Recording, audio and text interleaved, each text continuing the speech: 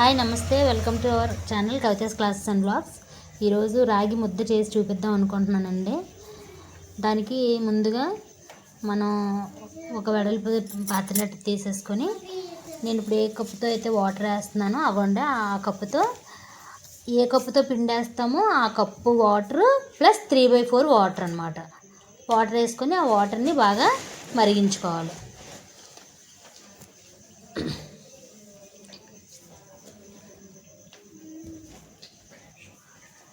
Water మరిగేలోపు కొంచెం water తీసుకొని ఒక 2 స్పూన్స్ పిండి తీసుకొని ఆ పిండిని వాటర్లో కలిపేయాలండి. ఇది ఎందుకంటే ముందు కొంచెం రాగి జావలాగా ఉడికించుకొని అందులో పిండి కలిపామనుకోండి, రాగి ముద్ద అనేది సాఫ్ట్గా వస్తుంది. ఇది చిన్న చిట్కా అన్నమాట. అంటే ఫస్ట్ మనం రాగి జావను కొద్దిగా తయారు చేసి దాంట్లో పిండి కలుపుతాం. మనకి ఏదైతే ఎంత పిండితో అయితే ముద్ద చేయాలనుకుంటామో దాంట్లో. అవ్వండి, వాటర్ కొంచెం మరిగింది. ఇప్పుడు ఈ కలిపిన దీన్ని అందులో వేసేస్తున్నాను. అందులో వేసేసి దీన్ని కొంచెం జావలాగా మరిగిద్దాం. ఒక 5 నిమిషాలు కొంచెం మరిగిస్తే జావలాగా తయారవుతుంది. దాన్ని అలా కలుపుతూ ఉంటే జావలాగా అవుతుంది. ఇలాంటి హెల్దీ ఫుడ్ తింటూ ఉండాలండి. అట్లీస్ట్ వారానికి ఒకసారైనా మనకి నాన్ వెజ్ తెచ్చుకున్నప్పుడు ఏదో ఒక టైంలో తింటూ ఉంటే హెల్త్కి మంచిది. అందుకని ఇది చూపిస్తున్నాను. ఇది మరిగిపోయిన తర్వాత మనం ఇందాకలా ఏ కప్పుతో అయితే వాటర్ చెప్పాను కదండి, ఏ కప్పుతో అయితే వాటర్ వేసుకున్నామో ఆ కప్పుతో పిండి తీసుకొని పిండి కలపాలి. వాటర్ మరిగిపోయిందండి, ఇంకా రెడీ అయిపోయింది. పిండి తీసుకొని వేద్దాము.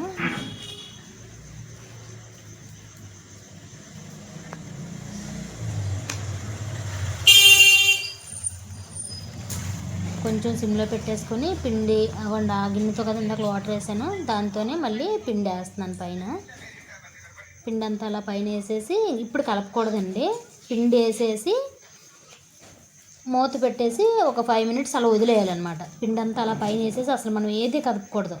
మూత పెట్టి అలా వదిలేసేది, కొంచెం సిమ్లో పెట్టేసి ఇంకా అలా వదిలేయాలి.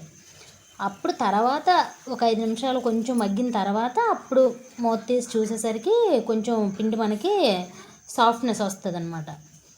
అగోండి, వాటర్ అలా బయటకు వస్తుంది.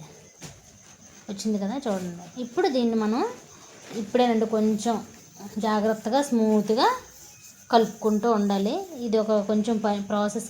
ఇక్కడే మనం అసలు ఇది అవ్వకూడదు. కొంచెం నీట్గా మొత్తం పిండి అంతా కలిసేలాగా నీట్గా కలుపుకోవాలి.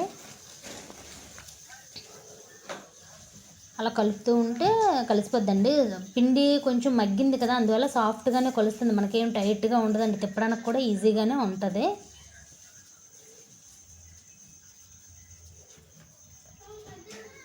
ఒక 10 to 15 మినిట్స్ మనకి పిండి ఉడికింది లేనిది ఎలా తెలుస్తుంది అంటే, కొంచెం ఇలాగండి కళాయి నుంచి మనకి కొంచెం సపరేట్ అవుతూ ఉంటుంది.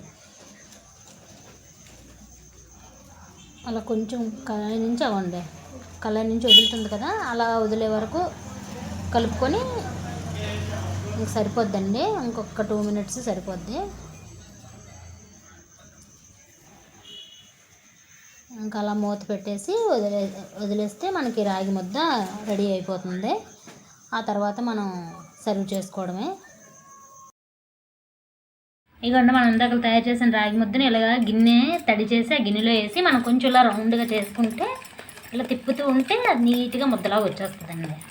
అంటే జస్ట్ ఊరికే వేసుకోవడానికి బాగుంటుంది.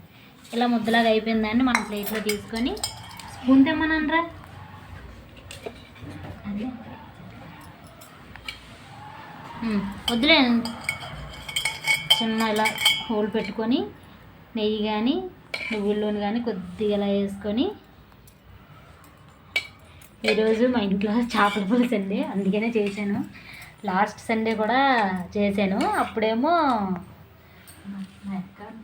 మటను, మా అక్క మా బావ అందరూ ఉన్నారు కదా, స్పెషల్గా ఉంటుందని చేపల పులుసు. ఓకే దేవే, టేస్ట్ చూస్తావా?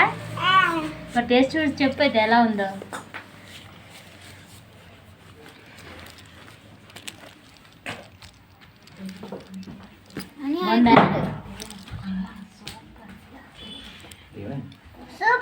బాగుందా?